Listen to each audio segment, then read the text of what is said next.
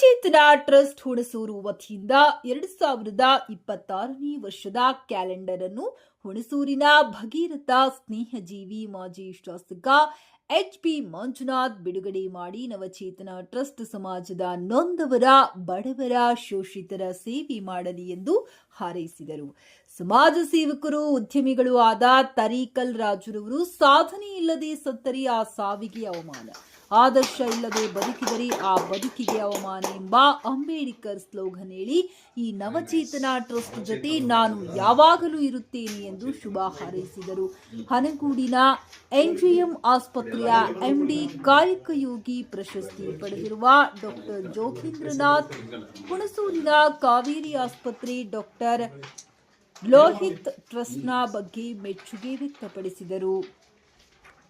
ಹುಣಸೂರಿನ ವಕೀಲರ ಭವನದಲ್ಲಿ ವಕೀಲರಾದ ಪುಟ್ಟರಾಜು ನವಚೇತನ ಟ್ರಸ್ಟ್ ಉತ್ತಮವಾಗಿ ಬೆಳೆದು ಸಮಾಜ ಸೇವೆಯಲ್ಲಿ ತೊಡಗಿಸಿಕೊಂಡು ನವಚೇತನವನ್ನ ಉಂಟು ಮಾಡಲಿ ಎಂದು ಪ್ರಶಂಸಿಸಿದರು. ದಲ್ಲಿ ಟ್ರಸ್ಟಿನ ಕೊಡುಗೆ ಅಪಾರ. ಅದೇ ರೀತಿಯಲ್ಲಿ ನವಚೇತನ ಟ್ರಸ್ಟ್ ಕೂಡ ಬೆಳೆದು ಸಮಾಜದಲ್ಲಿ ಚಾಪು ಮೂಡಿಸಲಿ ಎಂದು ಹಾರೈಸಿದರು. ಹುಣಸೂರು ಪಟ್ಟಣ ಪೊಲೀಸ್ ಠಾಣೆಯ ಸಿಬ್ಬಂದಿಗಳು, ಬಿಳಿಕೇರಿ ಸೂರ್ಯ ಆಸ್ಪತ್ರೆಯ ಡಾಕ್ಟರ್ ಅಜಿತ್ ರವರು ನವಚೇತನ ಟ್ರಸ್ಟ್ ಹುಣಸೂರಿಗೆ ಶುಭ ಹಾರೈಸಿದರು.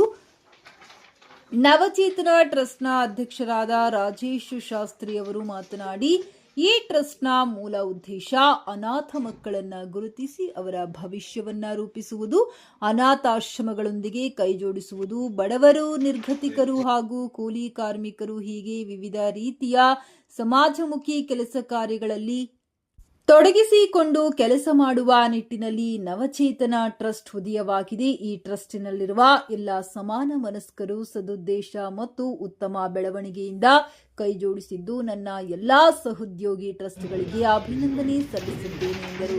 ಟ್ರಸ್ಟ್ನ ಪ್ರಧಾನ ಕಾರ್ಯದರ್ಶಿಗಳಾದ ಎಚ್.ಎಂ. ಕೃಷ್ಣಪ್ಪರವರು ಮಾತನಾಡಿ, ನವಚೇತನ ಟ್ರಸ್ಟ್ ಅಧ್ಯಕ್ಷರಾದ ರಾಜೇಶ್ ಶಾಸ್ತ್ರಿಯವರ ಕನಸು ಈಗಾಗಲೇ ಹಲವು ರೀತಿಯ ಸಮಾಜ ಸೇವೆ ಮಾಡಿಕೊಂಡು ಬರುತ್ತಿದ್ದಾರೆ. ಸಮಾಜದಲ್ಲಿನ ಹಲವಾರು ನೋವು ನಲಿಗಳನ್ನು ಕಂಡಿರುವ ಅಧ್ಯಕ್ಷರಾದ ರಾಜೇಶ್ ಶಾಸ್ತ್ರಿಯವರು ಈ ನವಚೇತನ ಟ್ರಸ್ಟ್ನ ಮುಖಾಂತರ ಸೇವೆ ಮಾಡಲು ಮುಂದಾಗಿರುವುದು ನಮಗೂ ಖುಷಿ ತಂದಿದೆ ಎಂದರು.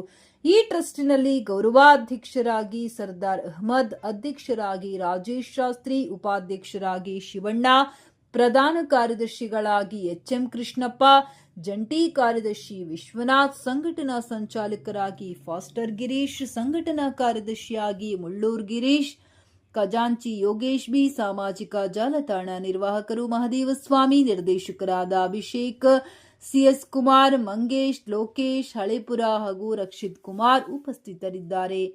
ಸಿಆರ್ಜಿ ನ್ಯೂಸ್, ಹುಣಸೂರು. ಎಲ್ಲರಿಗೂ ಬೆಳಗಿನ ಶುಭೋದಯಗಳು.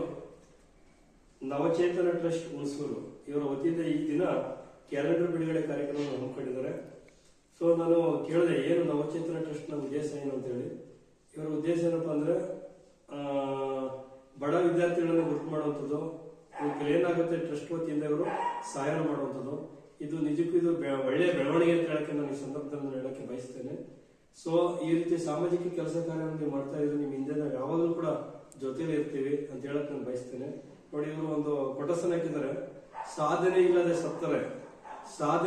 ಸತ್ತರೆ ಆ ಸಾವಿಗೆ ಅವಮಾನ, ಆದರ್ಶ ಇಲ್ಲದೆ ಬದುಕಿದರೆ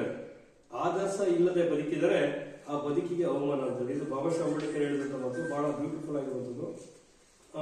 ಈ ಒಂದು ಏನ್ ನೀವು ಟ್ರಸ್ಟ್ ಅನ್ನ ಮಾಡಿದರೆ ನವಚೇತನ ಟ್ರಸ್ಟ್ ಅಂತ ಹೇಳಿ, ಇದು ಬಡ ಜನತೆಯ ಪರವಾಗಿರ್ಲಿ ಮತ್ತೆ ತುಳಿತುಕೊಳ್ಳದವ್ರ ಪರವಾಗಿರ್ಲಿ, ಧ್ವನಿ ಇಲ್ಲದವರ ಪರವಾಗಿರ್ಲಿ ಅಂತ ಹೇಳಿ ನಾನು ಈ ಸಂದರ್ಭ ಹೇಳಕ್ ಬಯಸ್ತೇನೆ. ನಾವು ಯಾವಾಗಲೂ ಕೂಡ ನಿಮ್ ಜೊತೆ ಪ್ರತ್ಯಕ್ಷವಾಗಿ ಪರೋಕ್ಷವಾಗಿ ಜೊತೆಲಿರ್ತೀವಿ ಅಂತ ಹೇಳಕ್ಕೆ ಈ ಸಂದರ್ಭದಲ್ಲಿ ಬಯಸ್ತೇನೆ. ಧನ್ಯವಾದ.